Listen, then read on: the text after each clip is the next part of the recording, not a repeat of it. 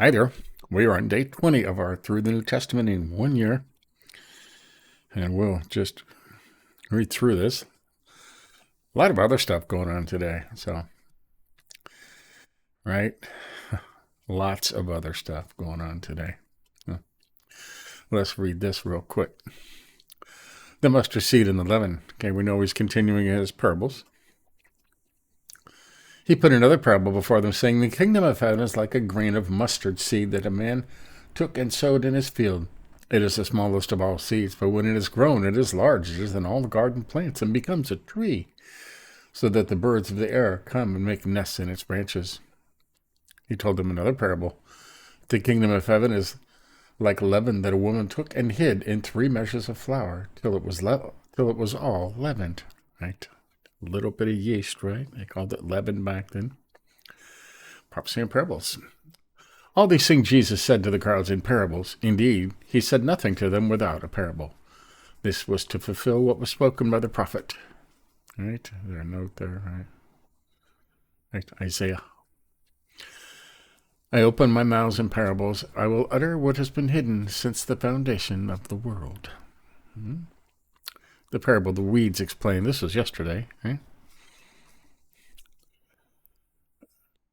Then he left the crowds and went into the house, and his disciples came to him, Explain to us the parable of the weeds in the field.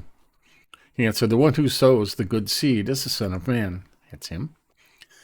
The field is the world, and the good seed is the sons of the kingdom. The weeds are the sons of the evil one, and the enemy who sowed them is the devil. The harvest is the end of the age, and the reapers are angels. Yeah. I said that yesterday, right? Just as the weeds are gathered and burned with fire, so will it be at the end of the age. The Son of Man will send his angels, and they will gather out out of his kingdom all causes of sin and all lawbreakers, and throw them into the fiery furnace, in that place where there will be weeping and gnashing of teeth. Then the righteous will shine like the sun in the kingdom of their Father. Who has ears, let him hear. That right. Parable of the hidden treasure. The kingdom of heaven is like treasure hidden in a field, which a man found and covered up. Then in his joy he goes and sells all that he has and buys that field. Right? You get that? If you find a massive gold nugget in a field, right? You're going to bury it again so no one can find it. You can sell everything you have and buy that field. Right? The kingdom of heaven is like that. Parable of great value. Again, the kingdom of heaven is like a merchant in search of fine pearls, who, on finding one pearl of great value, went and sold all that he had and bought it. Right? Only one treasure which to seek after, right? The kingdom of heaven. Parable of the net. Again, the kingdom of heaven is like a net that was thrown into the sea and gathered fish of every kind. When it was full, men drew it ashore and sat down and sorted the good into containers and threw away the bad. So it will be at the end of the age. The angels will come out and separate the evil from the righteous and throw them into the fiery furnace, and in that place where there would be weeping and gnashing of teeth. Yeah, new and old treasures. Are you generating a general theme through all these, right? Have you understood all these things? They said to him, Yes. And he said to them, Therefore every scribe who has been trained for the kingdom of heaven is like a master of a house, who brings out of his treasure what is new and what is old. Right? Every scribe. Jesus rejected at Nazareth. Never in their hometown, right? And when Jesus had finished these parables, he went away from there.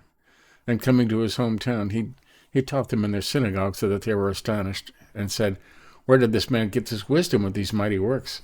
Is this not the carpenter's son? Is his mother not called Mary? And are his brothers James, Joseph, Simon, and Judas? He had 4 brothers and 2 sisters, I believe. Are not all his sisters with us? Where then did this man get all these things? And they took offense at him, because Jesus said to them, A prophet is not without honor except in his hometown and in his own household. And they did not do many works there because of their unbelief. Right. So there you go. That is the rest of Matthew 13. Oh, like I said, this should be short. There's lots of stuff going on today. Okay, so we'll get back to that. Okay, tomorrow's half of Matthew 14. The death of John the Baptist. Jesus feeds the 5,000. Okay, we all know about that one. And just that, it'll be very short tomorrow. So there you go. That's day 20. Catch up on any you may have missed. It's still early yet, so you can catch up, and they're all short videos, so it's easy to watch them in succession, right? Give us a like if you think about it. But till tomorrow, we'll keep going. See ya.